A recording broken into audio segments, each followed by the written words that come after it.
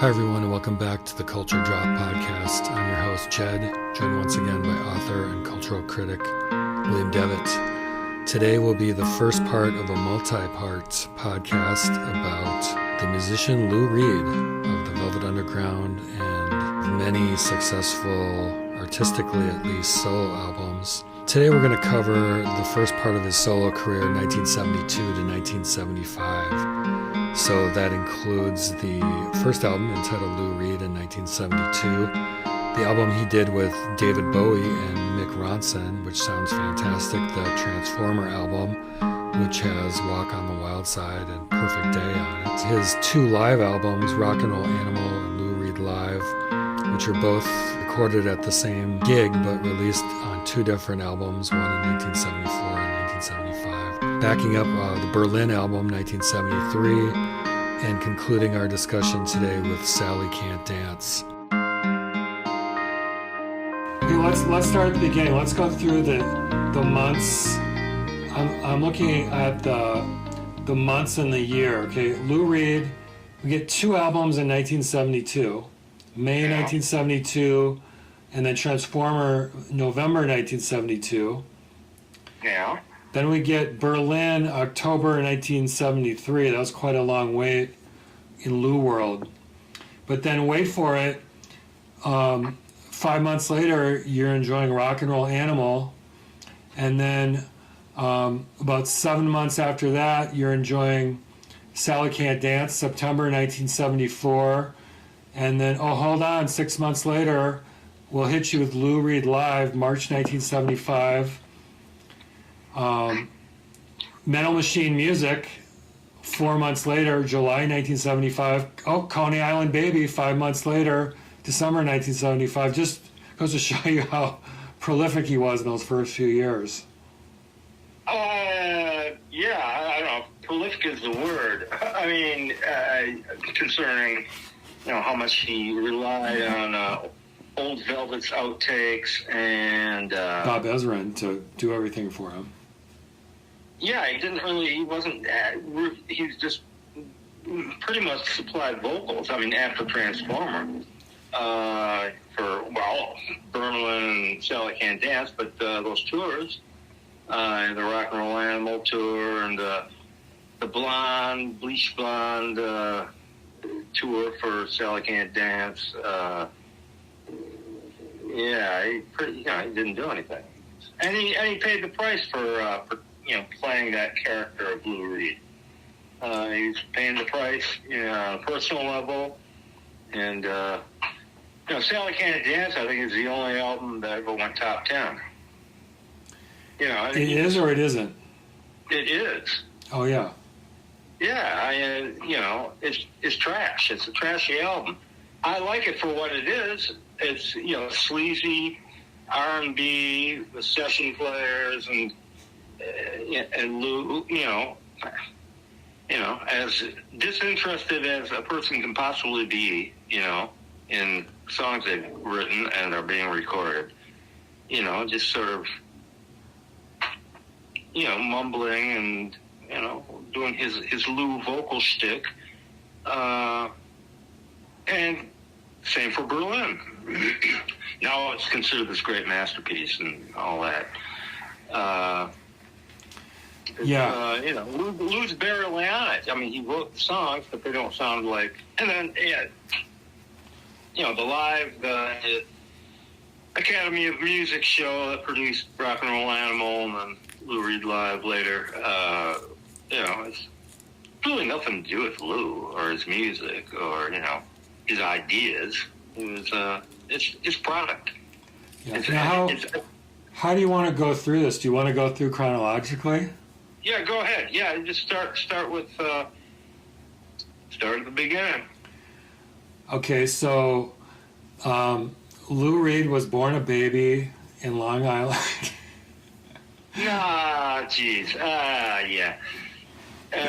Brooklyn, actually. Born in Brooklyn, grew up in Long Island, right? Yeah. Lou wouldn't have it any other way. So the first album, the self-titled first album, Okay, do you want to say anything about like the Velvets or anything before we get into that, or just jump into the first album? No, really. He'd been out of the Velvets the Velvets had, he left the Velvets in after a series of shows at Max's Kansas City in 1970. Right. Which produced the famous, Velvets Live at Max's album, which is, recorded at a table with Bridget Polk and Jim Carroll. And you actually hear Jim talking to one of the waitresses during the course of the show. Oh, that's interesting. Pretty bad sounding record. Yeah. Great performances, though. Mm-hmm. Even though Doug Yule's little brother, Billy Yule's on drums, and he's playing for all the world just like a white rock and roll drummer would be playing in 1970. What happened to Mo Tucker? She was on leave for pregnancy. She okay. First baby, so she didn't play any of the Loaded album. So they did this. I don't know how long. It was a month, 2 months. Stand at Max's Kansas City playing 2 sets a night with Billy Yule on drums, and while they were recording the Loaded album, final album, and they do that on their days off or in the daytime, and so Louis' voice is actually really gruff on a lot of the songs on Loaded. Really raw, did you say? Very gruff. Very gruff. Yeah. You sing every night and, recording every day. Yeah. And so he quit the band before the album was finished and mixed. Doug Yule did, several lead vocals on several of the songs. And so Lou quit the band, moved home to Long Island, and became a typist for his dad. Right. And for a couple of years, and did whatever Lou did back then, and came back with the got signed to RCA Records, and he put on a little weight, and. Do we know how he got signed to RCA Records, or how that happened at all? I can't remember. No, I'm sure I've read about it, but it doesn't stick in my memory. Yeah. It doesn't sound like some, great story or legend, but somehow ended up, we'll do it in London. And so went to London, and they had part of the contract is they had to use union musicians from the British Musicians Union, and that's how they ended up getting Steve Howe on guitar, Rick Wakeman on keyboards from Yes, who I don't think had formed yet at that point. If they were just session players.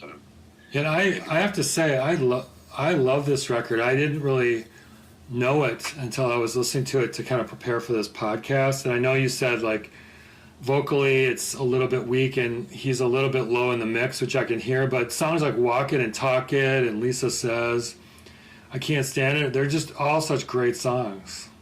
I think it's uniformly great. As far as the material. Of course, 9 out of the 10 songs are late era Velvets outtakes, right, which later showed up on compilations and a VU and another VU, right, and the fully loaded edition of Loaded album. I did a double take when I heard Ride Into the Sun. I'm like, wait a minute. I think it's from the Loaded sessions, probably on the fully loaded edition.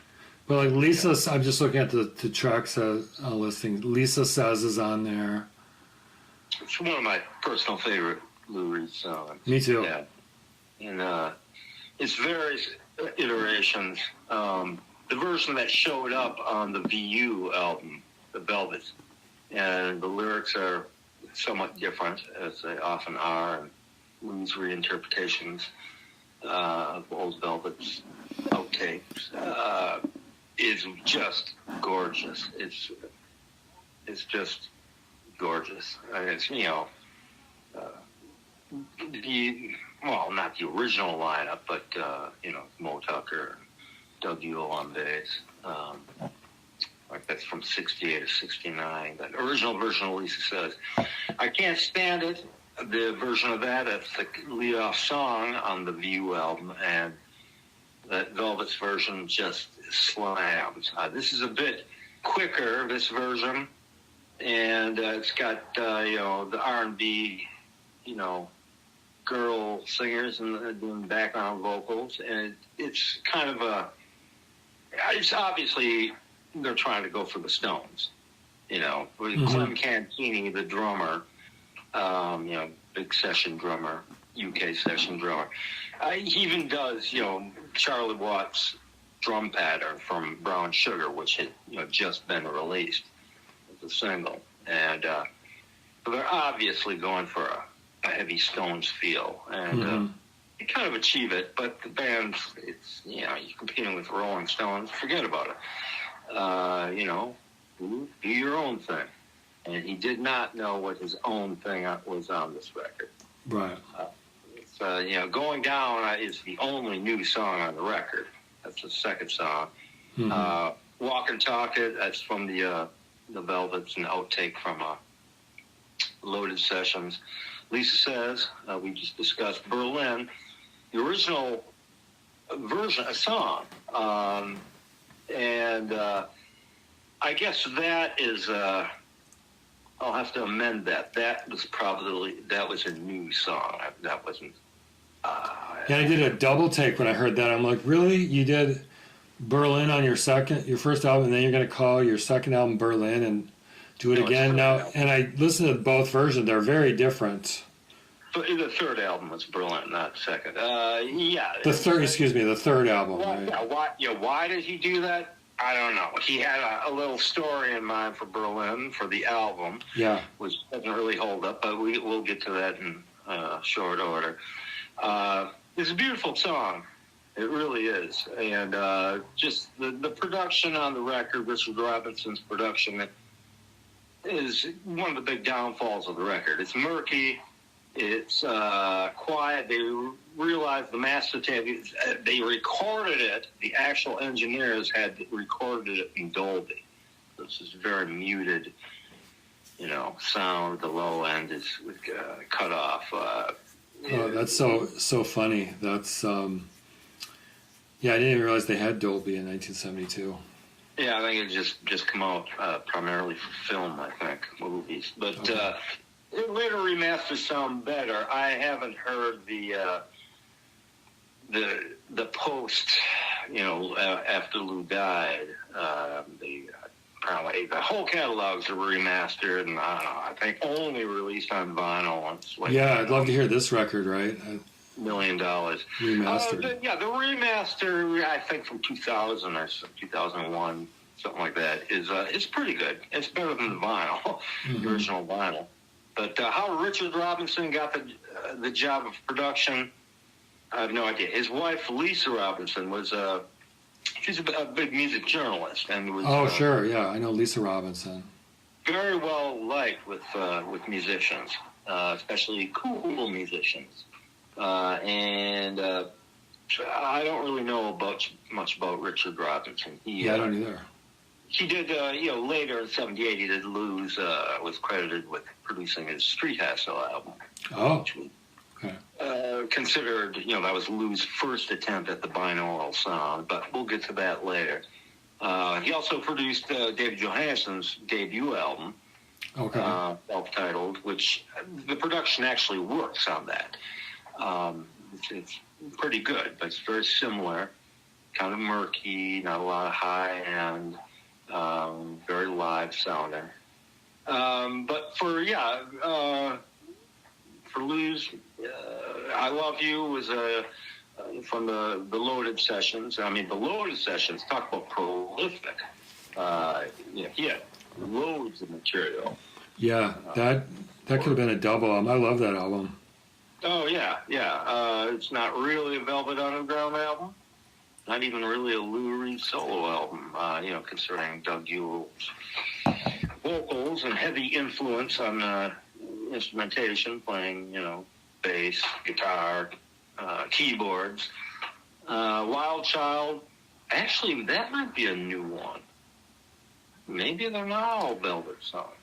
No, I know 8 new recordings. It says on here 8 new recordings of then unreleased Velvet Underground songs and 2 new songs going down in Berlin. Yeah, well, so I guess Wild Child, maybe that's also a loaded outtake. I'm trying to think if that's on the fully loaded edition, 2 CD edition. Well, that's a very Stonesy number. He kind of shows the great intersection between Jagger and Lou's, vocal delivery for mid-tempo, kind of funky R&B-ish rock and roll. Love Makes You Feel, I always thought was the weakest song on the album. That's a Velvet's outtake from the Loaded Sessions, Riding to the Sun, also. And Ocean, they've been playing that forever, since 69 anyway. And that was later released on the Velvet Underground Live double album with the woman's butt on the cover. There's a cross. I didn't notice this earlier. They've got a cross reference for which Velvet Underground album these different songs showed up on. Mm-hmm. Ocean, 1969 VU and loaded, fully loaded edition. Yeah, but it was released first in, I think, I forget when it came out, 76, something like that. Velvet Underground Live. And it was all just a fan recording from the San Francisco and somewhere in Texas, maybe Dallas. And Robert Quine famously recorded a bunch of shows. And the Quine tapes, which came out officially, right? Yeah, and that was about not as good sounding as the Velvet Underground Live double album, which is still really lo-fi, audience recording. But Ocean, they'd expand that. It would be 18 minutes long. Mm-hmm. Doug Yule pretty much playing, I think, organ on most those versions. And from the Loaded Sessions, there's 2 different versions, and they're pretty much radically different performances. They're not just different, mixes. And one supposedly had John Cale on the organ. And he's talked about it and said, no, my training, I would never do those certain fills and that due to my background. That's got to be Doug Yule. And Doug Yule has said, no, that's in fact John, because he showed up at the studio one night and I wasn't there. And so there's another version of Ocean, which either doesn't have the big organ part or it's subdued and different. But, there are 2 versions, studio versions of Ocean from the Loaded Sessions that came out in, much later on the fully loaded remaster. I'm just looking at we should talk a little bit about the musicians on the first album, because Rick Wakeman and Steve Howe of Yes are on there, but there's actually 10 musicians listed here. There's other people who played on the album as well. Yeah, most of them, I don't know. I can't remember the bass player who he is. Clem Cantini, I think, the drummer. Percussion. Played with, I think, a band called the Pirates. Early British, I think, kind of R&B. The Tornadoes. A rockabilly band. Tornadoes? Okay, I thought it was the Pirates, Johnny and the Pirates, or whatever they're called. But, yeah, and he's pretty... Oh, Johnny, sorry, just to put a footnote there, Johnny Kidd and the Pirates, he played on their hit Shakin' All Over, which is a great song. Yeah, I like it well enough. I only know the Who's version. I've never heard the original. But Cantini sticks out like a sore thumb. He's just all over the kit. He's, round the kit, tom fills. Yeah. And his drums are really, really mixed really loud on the album too. So I just think the band wasn't drilled well enough. It's a bunch of just session players. There's no real musical anchor like there would be on the next album with Bowie and Ronson. It's I like the album cover. I don't know what it has to do with Lou Reed or his music, but it is an interesting painting. I like it too. I do too, and I agree with you. I have no idea what it insinuates or what comes to mind. In an urban area, presumably New York City, with this wave, tidal wave, water rolling down the middle of the street, and a little bird hopping out of sort of a Russian Easter egg. Check this out. He also, in addition to various art things, he did book covers, and he did several covers for Raymond Chandler. Who's that? The artist who did the album? The artist who did the album, his name is Tom Adams. He's a U.S.-born Anglo-Scots illustrator and painter. He is known for his work in book cover art, portrait painting, poster, advertising, album art. He's most widely known for his book cover art for the paperback editions of Agatha Christie. Yeah, it's an evocative picture. I have no idea what it has to do. Lou Reed suffered from not great album covers throughout his career, so it's actually one of his more interesting album covers, really. Well, he's had a few good ones. He's had a few awful ones. Really great records sometimes, and we'll get to that later. I think Lou, kind of like musically in his solo career, or maybe even in the Velvets, either he was trying, and that's, of course, in retrospect, that's what he'd say, and what a lot of people say. He was trying for different things, different flavors, different angles, points of view, musically, lyrically, and otherwise. And I feel just a final point on the album covers, after this album, I think it was largely a marketing exercise where he had to have his face on the cover. I mean, that's basically what a Lou Reed cover is for a lot of them. For the next album, Mick Rock's famous photo.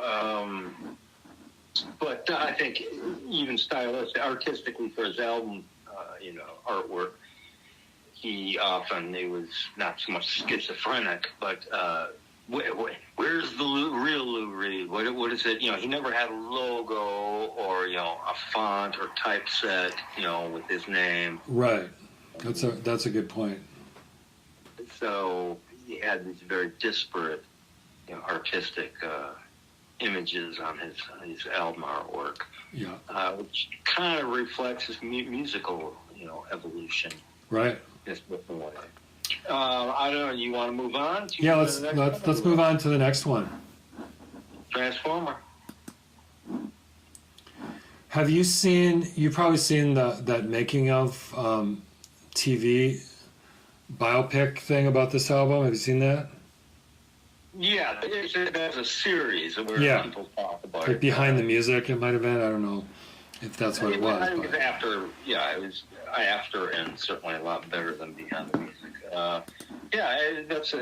That's a real fun one with Lou. Yeah, it's hard to pin it down because you get different perspectives from different people. But one of my general takeaways is, he was kind of detached and uncommunicative, and a lot of it is thanks to Bowie, the engineer, Ken Scott, and was Ronson involved in this one also? Ronson's pretty much along with complete equals with Bowie on this album. Yeah, so I don't know what would have happened to, this is an interesting question, what would have happened to Lou Reed if, they didn't kind of pick him up at this point? Well, Bowie was a huge fan and got a lot from Lou, and the Spiders have been covering Waiting for My Man and White Light, White Heat for a couple of years. I don't know if it was quite do or die for Lou. No, he already had, he'd already done the heavy lifting of getting a solo record deal. But what a astronomical jump in like record production. When I hear a song like "Satellite of Love" or "Perfect Day," I'm just like, this is just gorgeous. Let alone the arrangement, just the whole thing, the song he wrote, everything. Yeah, a lot of the arrangement is equally, not 45%. Maybe even more than 50%. Ronson to Bowie's ideas. Yeah, just great orchestration, everything. Ronson plays guitar on it. He's a fearsome, and beautiful guitar player. Right. And plays piano as well. And the recorder on say "Satellite of Love," and does co-backing vocals with Bowie on many songs. Say "Satellite of Love" is a big example. Both just great backing vocals, along with the Thunder Thighs, the girl soul backing vocalist. Yeah, it's got the sound of, say, Hunky Dory and Rise and Fall of Ziggy Stardust. From the that's right. It's got that glam rock thing, and it starts off with "Vicious," and then Andy's Chest. So you've got two Andy Warhol related songs to start the album, because Andy Warhol said to Lou, right, why don't you write a song called "Vicious"? And Lou Reed's like, what do you mean? He's like, like "Hit Me with a Flower." Yeah, that's what Lou says, and Lou's pithy and sometimes not so pithy phraseology. Yeah, it sounds like something, if you know anything about Warhol, it sounds like something Andy would say. Well, what kind of vicious are you talking about, man? Well, vicious, like, you hit me with a flower. Yeah. I'm throwing a flower pot at him or something. Who knows? Lou was liable to say anything, especially during those years. Yeah. Well, actually, forever. And it's Lou's guitar actually shows up very strong. The rhythm guitar on that track, and Ronson's just deadly guitar, fills, those just razor sharp. It's, it's not metal. It's not, it's Ronson kind of single-handedly inventing glam or glitter, Yeah. He's a very accomplished, blues and R&B rock and roll guitar player in the tradition.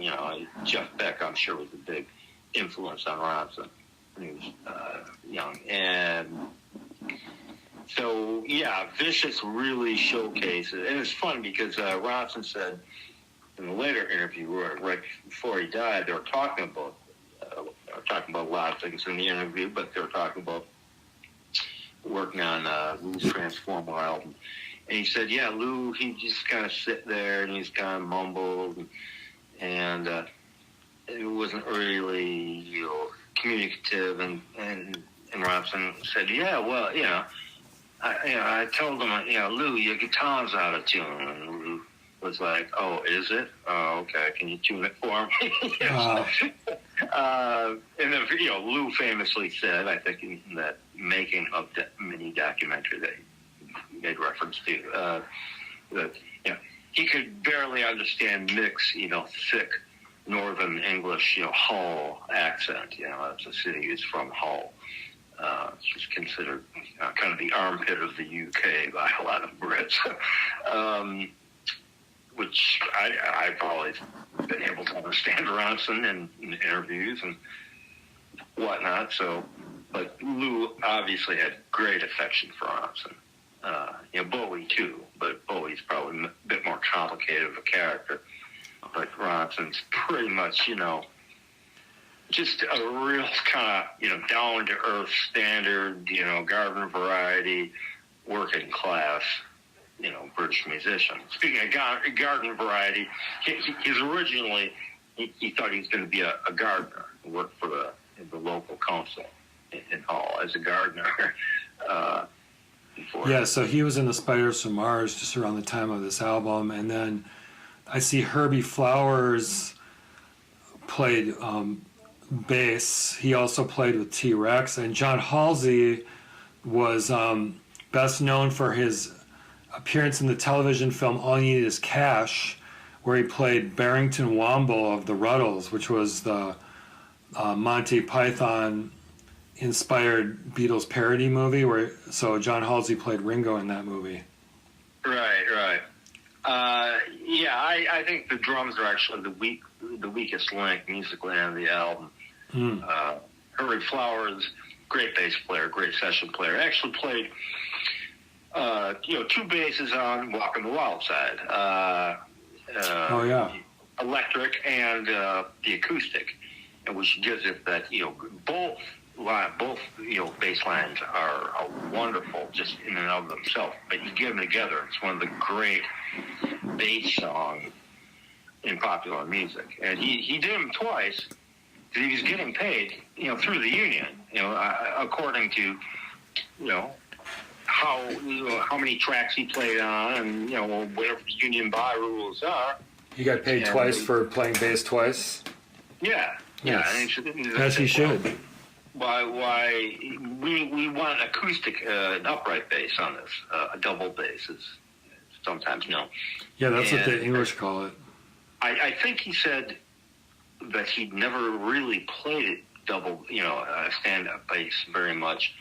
But he said, well, yeah, I can do that. Just so he can get the extra pay, for playing. Oh, sure. Overdubbed, twice on one track.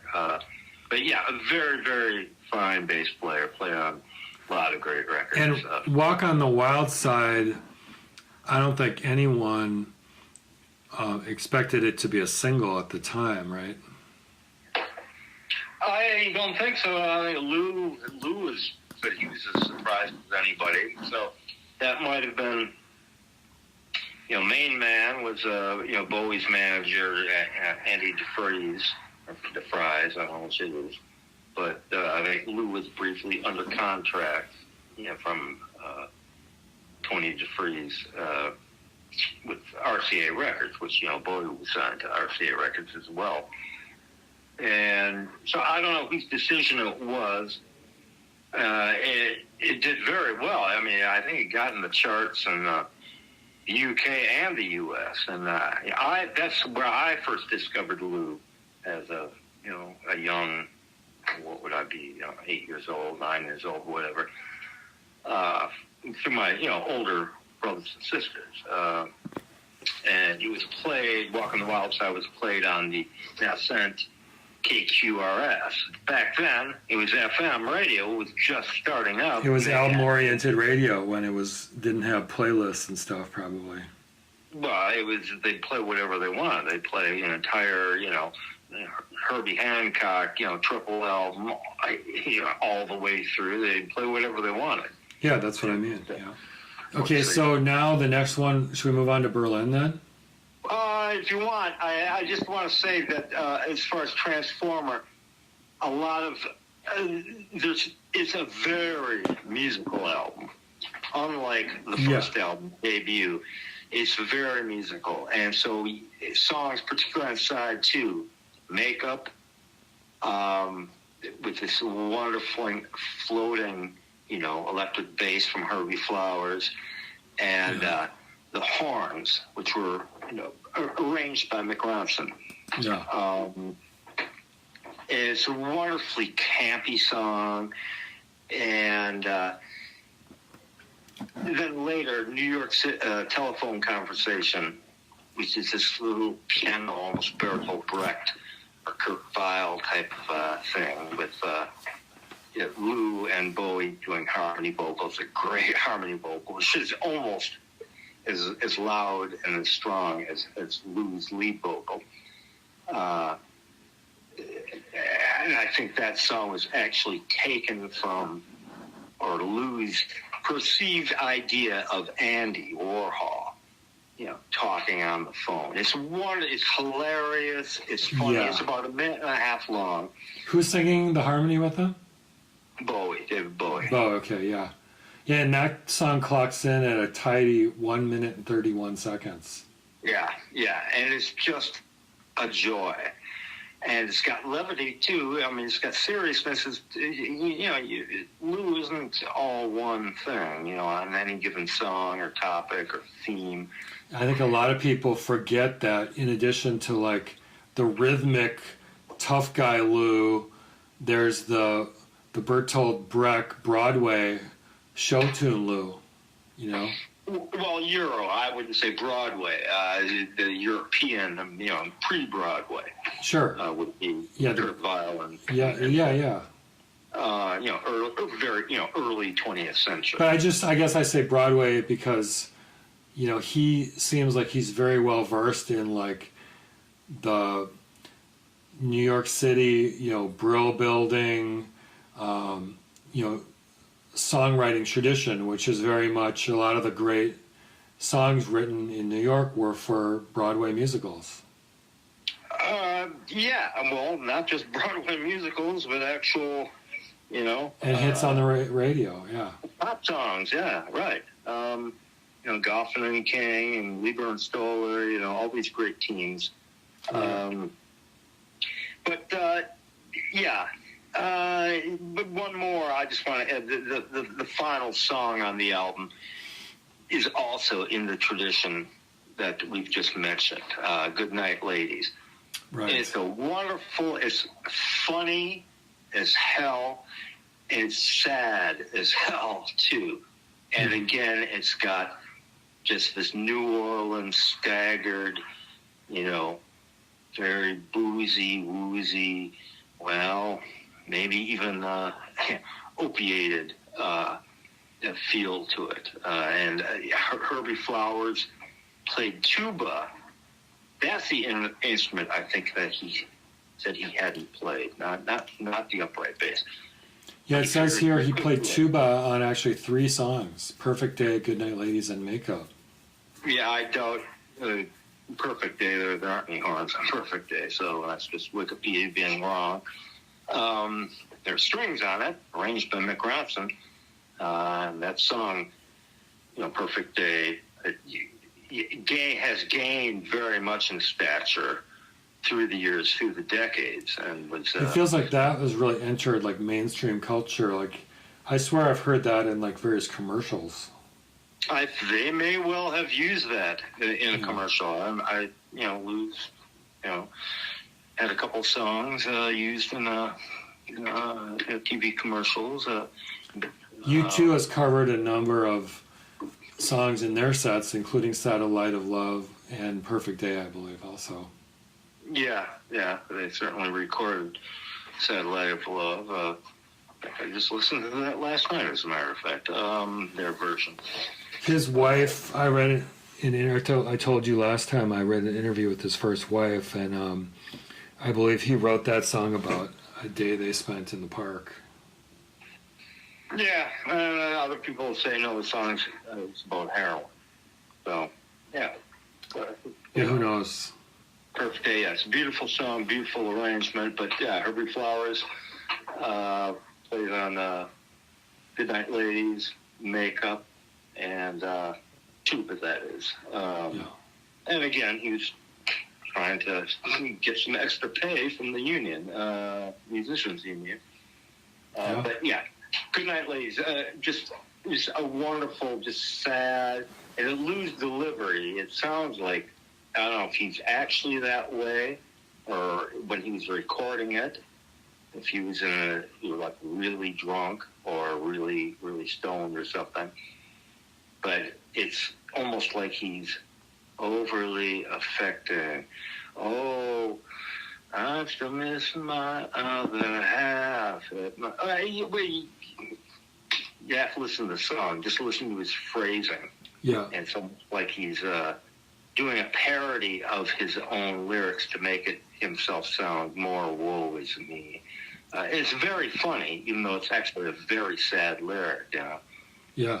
Okay, well, that's what I got to say about that album. I think it's great. And Mick Ronson, his guitar is just,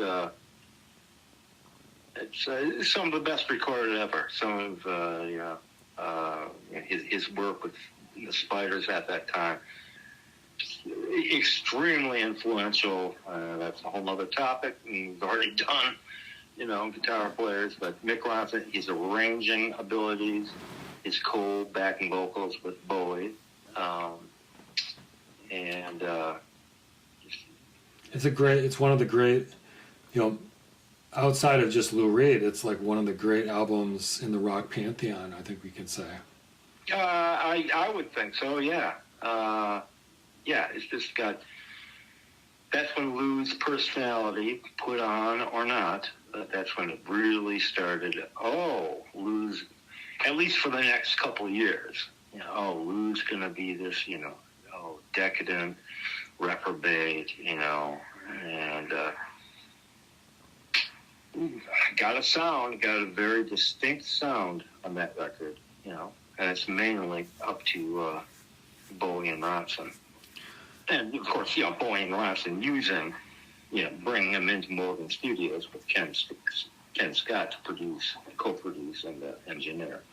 Yeah, no, it's interesting. We were talking about cover art earlier, and Lou Reed actually did have an artistic input into the cover. According to Mick Rock, cover art was from a Mick Rock photograph that inadvertently became overexposed as he was printing it in the darkroom. Rock noticed the flaw, decided he liked the fortuitous effect enough to submit the image for the album cover, which Lou Reed loved. The first test he made of the image, Lou Reed, it fell out of focus when he was doing the exposure. Lou loved the results. And then the back cover, which has a man and a woman, was shot by this guy, Carl Stoker, who did the first 3 Roxy Music album covers. Yeah, I know the back cover. That's pretty funny. Yeah. A lot of people thought that the guy in the picture was Lou, actually, and it was just some guy. He hung around Andy's, the factory or whatever. And, yeah. Stuffed a banana in his jeans and, whatever. And some people even dared to think that the woman in the picture was actually Lou or, whatever. Yeah, it says here the woman was 1960s London supermodel Gala Mitchell. I had to look it up. I wasn't familiar with the back cover. I had to Google it, so it was kind of interesting to see that. It's a fun picture. It's actually 2 different photos, but it's a fun picture, and gives you an idea of what the music's about. The front cover is kind of funny.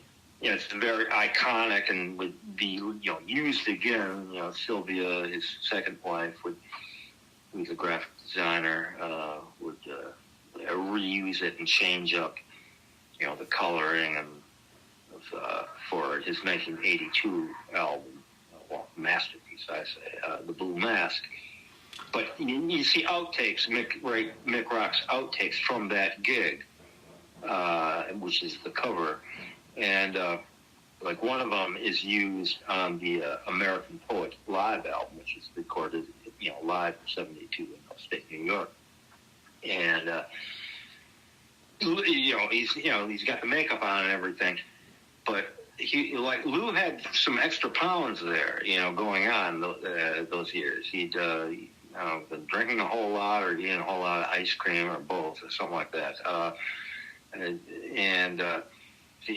I've seen a gig from that tour with the Tots, the teenage American band that he used on that tour, and.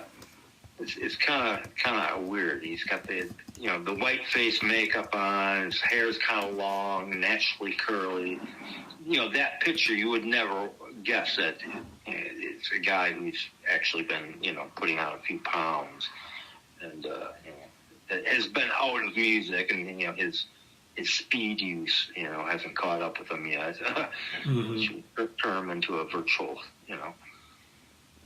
well, if not a skeleton, at least a reprobate in the next 2-3 years. So yeah, it's kind of a tricky album cover. And Mick Rock's photo.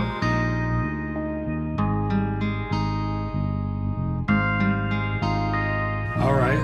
Well, should we move on to the next one? Sure. Berlin. Sure. Yeah. So we were talking earlier about how a lot of his songwriting style probably was influenced by the Kurt Weill, Bertolt Brecht, Berlin era. And that's kind of how he conceived this, right? Like a story that happened during this time.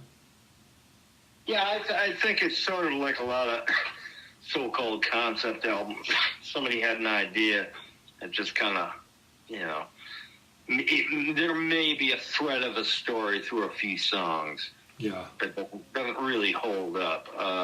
And again, that's a couple songs that are late era Velvet's outtakes. Well, Berlin, which leads off in an abbreviated, truncated version of it, with some extra sound effect backing tapes effects, was from his debut album from the previous year, and Caroline Says is essentially it's a late era Velvet song, and he's got two different versions, vastly different lyrics and music. Oh Jim was originally Oh Gin, Gin, like Ginny. These are all, looking at the track listing, they're all very short. Most of them have very short titles, like 1 or 2 words. Berlin, Lady Day, The Kids, The Bed, Sad Song. Yeah, Sad Song was also late era Velvets from the Loaded Sessions. Very much to do with very different lyrics. The brevity of the titles that never occurred to me. Steve Winwood played on this album. Jack Bruce played on it. Unfortunately, yeah. Bass guitar, except Lady Day and the Kids. Yeah, they're fine players on it. And it's great for what it is. As somebody decided to try and go for this, hyper stylized, theatrical sound on a lot of tracks. And that was actually a good idea. Otherwise, you're left with, I forget, either Hunter or Wagner. One of them plays guitar, from the Rock and Roll Animal Band, which would be formed very briefly to tour behind the album. It's, I don't know, who got Bob Ezrin involved, what contacts Lou had, or Lou's management. I think everything is up to his manager, Steve Katz, at this point. And Lou would, I think, later sue him and write nasty songs about him and say horrible things about him. It says here that Reed and Ezrin planned a stage adaptation of the album upon its initial release, but shelved the plans due to mixed reviews and poor sales. But then there was that Julian Schnabel film concert released in 2008, which I kind of enjoyed, which was released to strong reviews. I kind of enjoyed it too, kind of being the operative word. Lou's vocals by that time were, I think, not suitable for the material, no matter what Lou would think. My word, man, sing how I want. Okay, Lou. Yeah, he probably didn't sing it like he did on the album, right?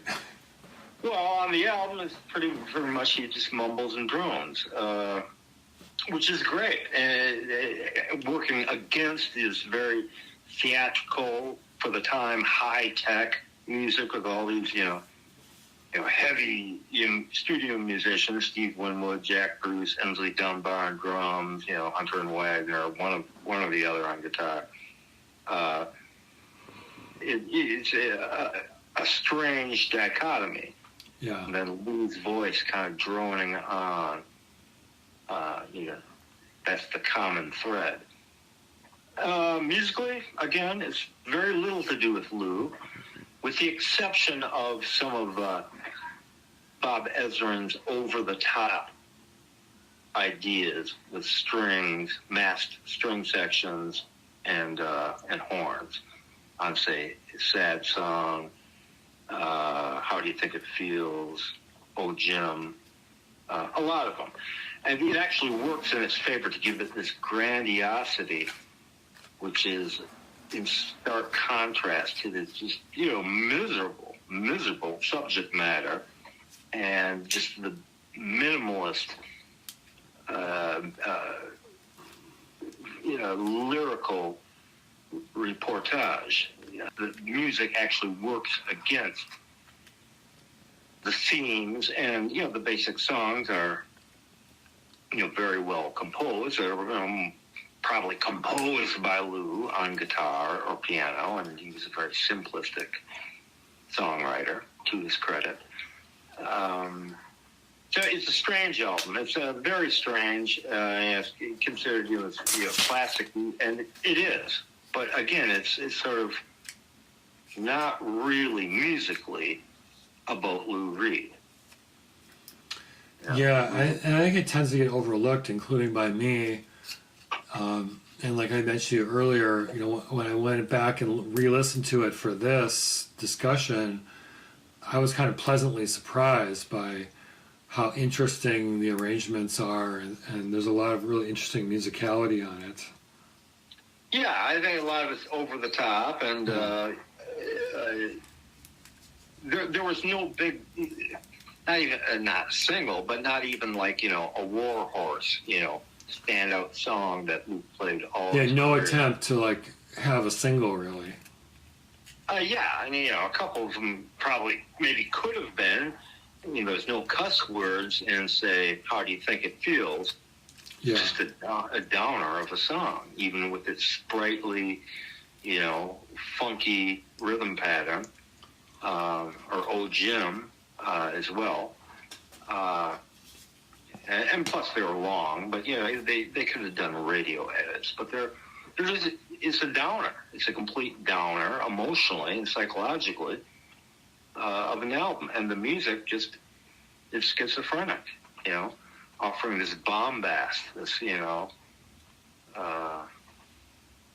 and this wailing lead guitar on a few songs, and the horns and the strings, the orchestral effects. So yeah, it's just weirdness, Lester Bangs, in one of his famous, maybe his most famous interview with Lou, from 1974, after Sally Can't Dance came out, and right before Metal Machine, he said, it's a hilarious interview, and they're both just vicious to each other, and it's utterly hateful on both of the Lou and Lester's parts, and screamingly funny. But Lester says, well, when he first got Berlin, he brought it to a party, and they played it over and over again. It's a room full of people, and they played it 10 times or whatever. And he said by the end of the night, complete strangers were lobbing these extremely vicious personal ad hominem attacks at each other. Yeah, talk about a party killer. right. Especially when you want to dance to Motown and you're listening to the Kids. Yeah. It's not. I like the song. But when the Kids samples, and that was apparently it was Bob Ezrin's Kids. Oh, really? That they recorded, and whoever recorded it, was telling them that their mom has gone away and she might not be coming back for quite a while. Oh my God! Yeah, so it's actually it's pretty cruel. Yeah. And to record that for Lou's nefarious purposes. Right. Yeah. But it's a great album for what it is. If you're ever feeling really miserable about, I don't know, a girl or something, a woman, like really miserable, put that one on, chug on a bottle of bourbon or something. I have a question, I view Lou Reed in the rear view mirror, right? Like when I discovered him in the mid '80s, he was kind of like an alt indie rock god, right? They released VU, and he was like this cool template for at the time what they were calling like college rock or alternative rock, but who was buying Berlin in 1973? That's my question. The people didn't sell, I don't think, nearly as well as... No. And that's why he had to get the band together, the Hunter Wagner band, to do Rock and Roll Animal and tour it, and eventually release that album. And, that actually made him some money, Stayed on the charts a good long time, like years. And that's... the next album we're going to discuss, that went gold, actually. Yeah, so who was buying Berlin? Not a lot of people. They weren't buying. They bought Transformer because of Walk on the Wild Side and the Bowie connection. And it did better. It charted better in the U.S.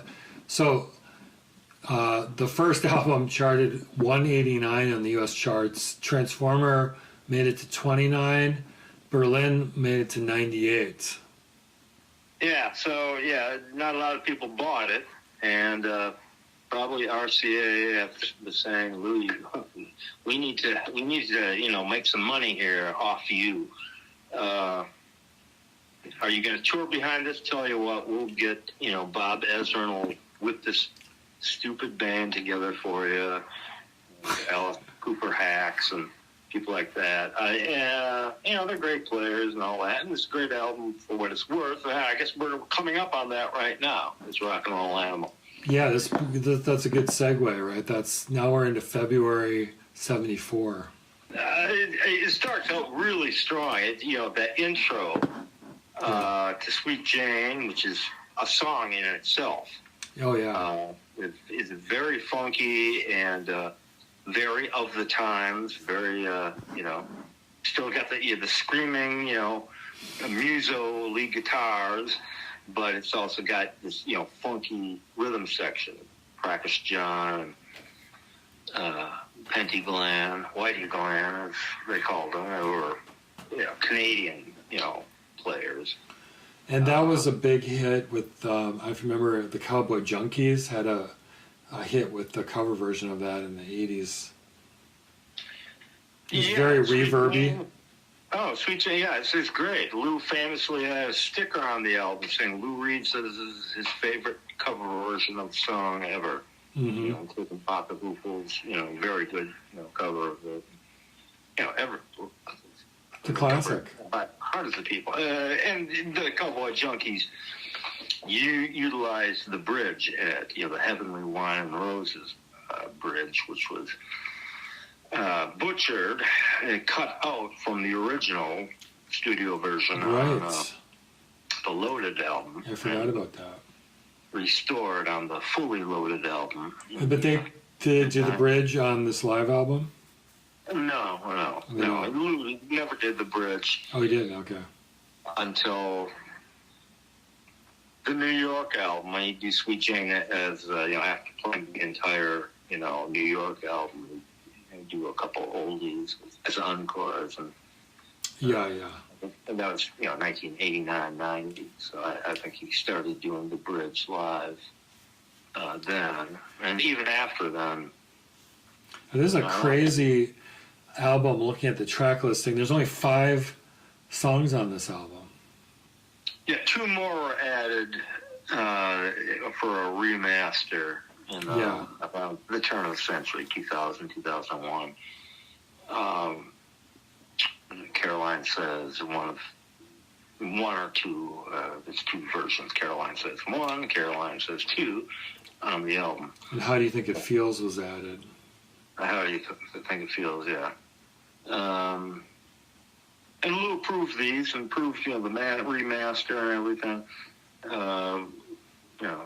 A year later with Lou Reed Live, which is the remainder of that show at the Howard Stein Academy of Music in Brooklyn.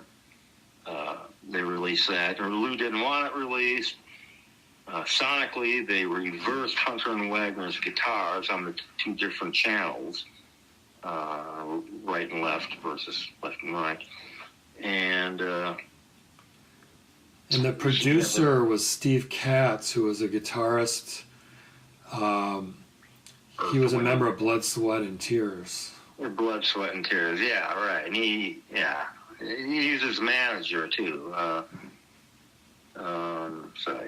producer. It's a very well-recorded album. But yeah. Producing, maybe he did. Maybe he had a lot to do with it. Maybe Lou just wasn't interested and just sat there drinking in his own, dressing room or whatever, and doing speed and maybe the Steve Katz, It kind of orchestrated all the, his entire band for a year. It kind of works, because it's just, I love hearing a great rockin', well-recorded album, but it kind of gives me sonic whiplash, knowing what he did with the Velvet Underground, to hear him play with Alice Cooper Musos. But it is a fun record, and it rocks. It does, yeah. If you're into that kind of thing.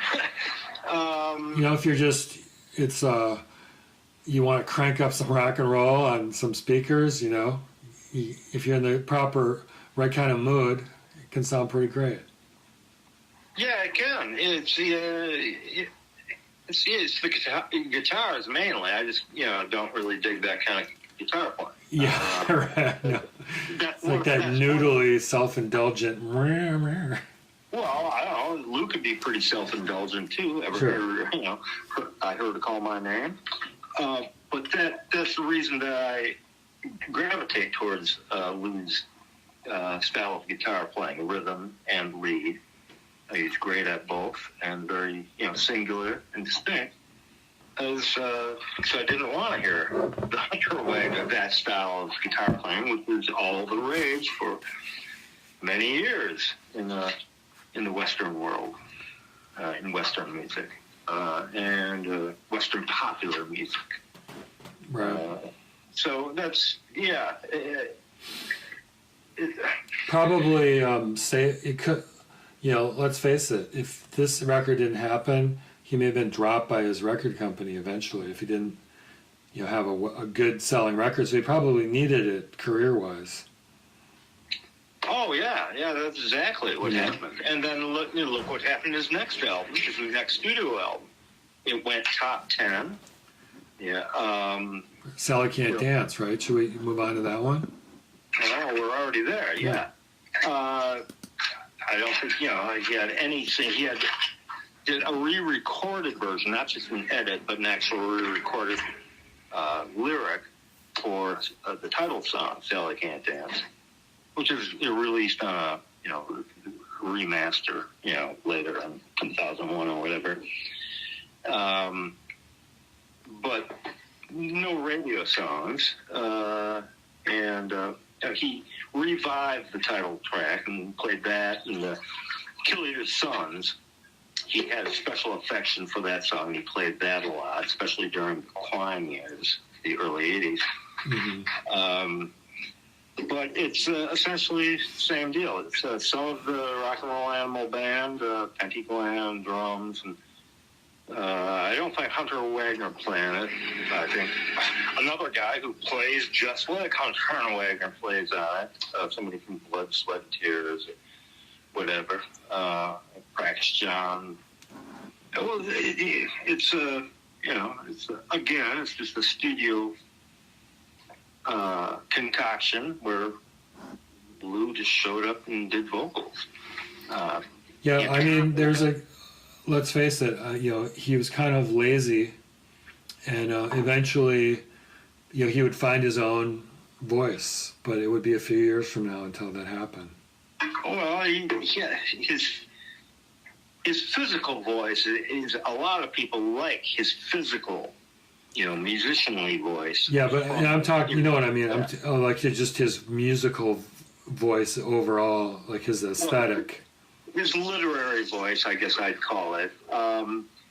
No, he regained that, later, but bits and pieces though. But you can, there's songs on it. The last song on the album, Billy, which is just Lou on acoustic, Doug Yule actually playing bass, and a tenor sax, and it's a beautiful, really, really a bummer of a song.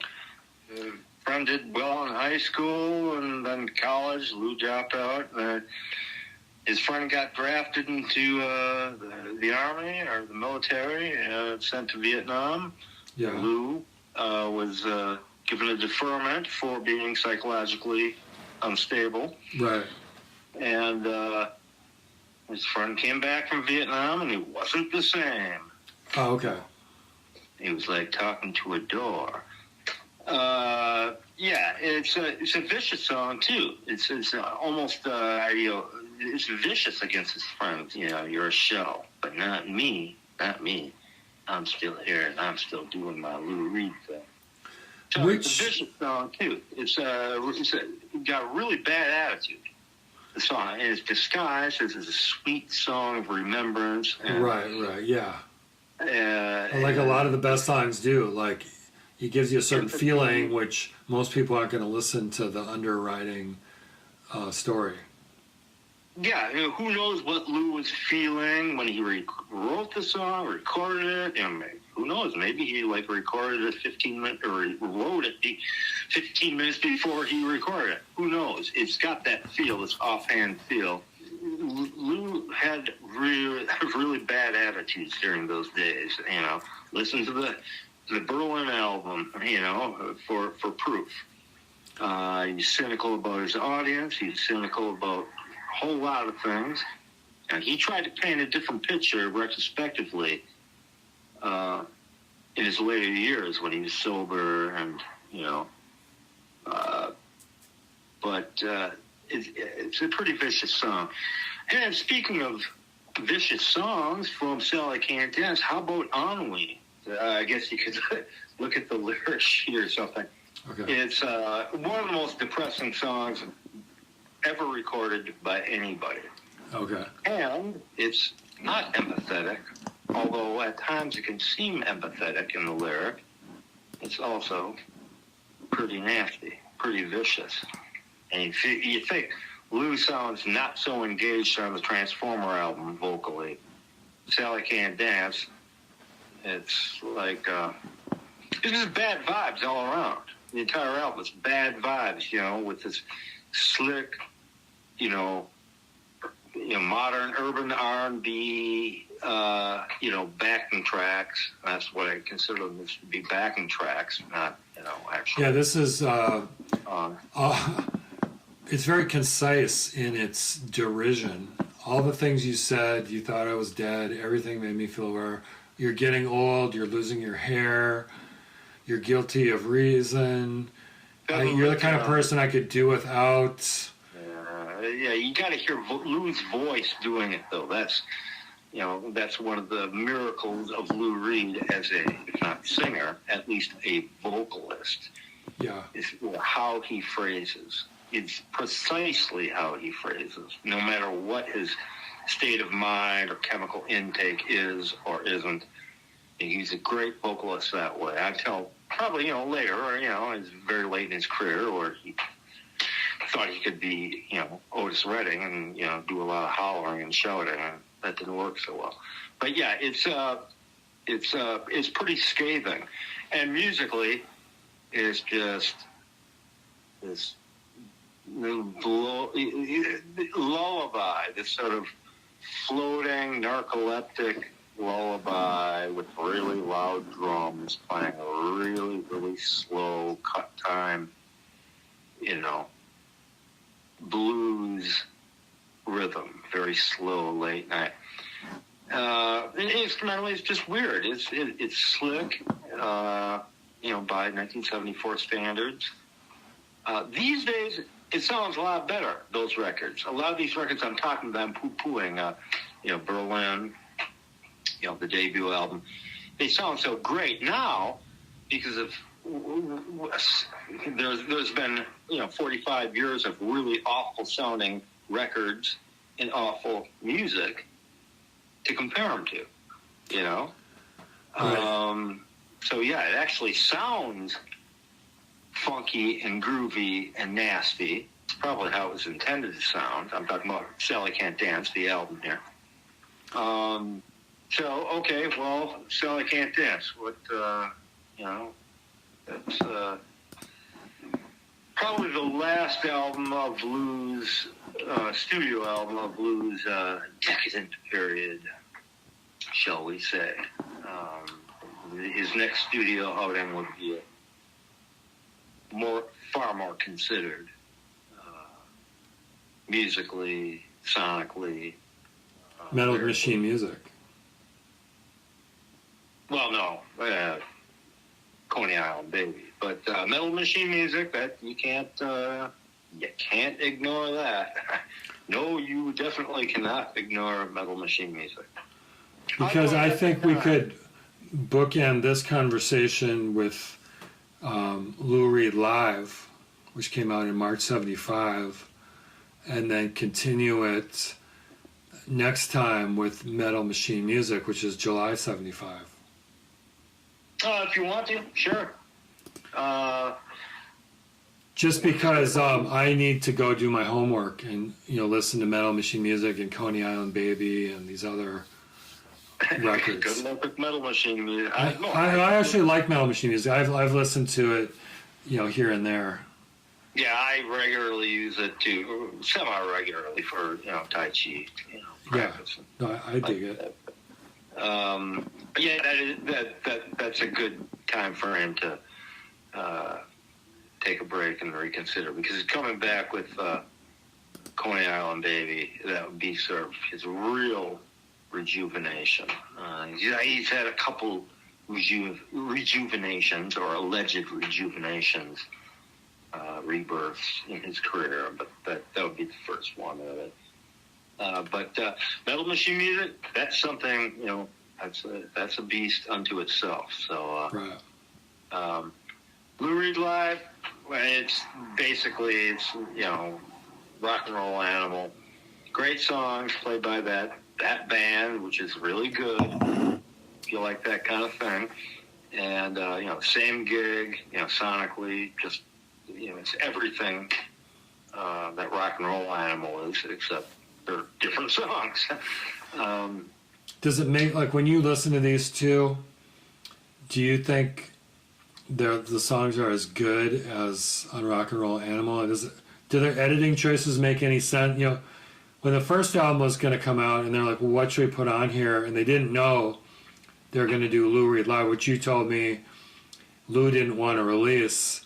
Right. Are some of I guess what I'm getting at, are some of the songs better on Lou Reed Live than Rock and Roll Animal, or you think they're all pretty equal on the two albums? I think they're all equal. Yeah. From Rock and Roll Animal, Heroin is really startling. It's really long, and it's very theatrical. The intro to Sweet Jane is very impressive, and then when it actually comes in, you hear the crowd go nuts, because obviously Lou's walked on the stage. I think it's the equal of Rock and Roll Animal, even the re-release with the 2 extra songs on it. Yeah, makes up the entirety of the gig. It's I burned a few years ago, whatever, a CD, well, 2 CDs of the show in running order. Looking on the internet on Last FM or whatever, the actual running order of the show, and burned from the 2 CDs, the songs all in the proper order, other than reversing, Hunter and Wagner's guitar. This is from channel to channel between the two albums. There's no noticeable difference. Well, Rock and Roll Animal, it was a remaster, so it was slightly better audio. You used to find Lou Reed live at for $3 at Walmart, or I think it sold a lot at truck stops around the country. Truckers would go in and buy a handful of cassettes for 99 cents each or whatever, and then when CDs came out, they'd be $3 a piece. So it was that kind of release. It never got. It was a horrible album cover, horrible album art. It was never remastered. Not that it really needed it. It was so well recorded in the first place. But never re-released in Lou's lifetime, and even his posthumous, remastering campaign, where he did everything. It's only vinyl release, so I haven't heard them. Interesting bit of history about where this was recorded. It was originally called the Academy of Music, and then later it was rechristened the Palladium, where The Clash played, Springsteen, Patti Smith, John Cale, television. I'm well familiar with the Palladium, but I did not know that. I didn't know the Howard Stein Academy of Music was the Palladium. I thought it was in Brooklyn. It was the Palladium. And then it was demolished. It was purchased by NYU and demolished in the 90s to build a 12-story residence hall, unfortunately. Oh, I've heard quite a few radio FM broadcasts and albums and parts of albums, individual songs recorded at the Palladium from the 70s through the 80s.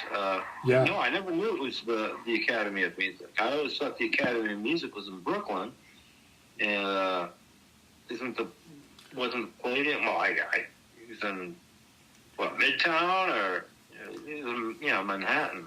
126 East 14th Street. This is near the Village. I see you near the Village. Yeah. Everyone, thanks for joining us today on the Culture Drop podcast. That was part one of our multi-part discussion on the solo career of Lou Reed. Today was 1972 to 1975. Join us next time when we pick up again in 1975 we're going to start with Lou Reed's groundbreaking sonic exploration metal machine music. So catch you on the flip side.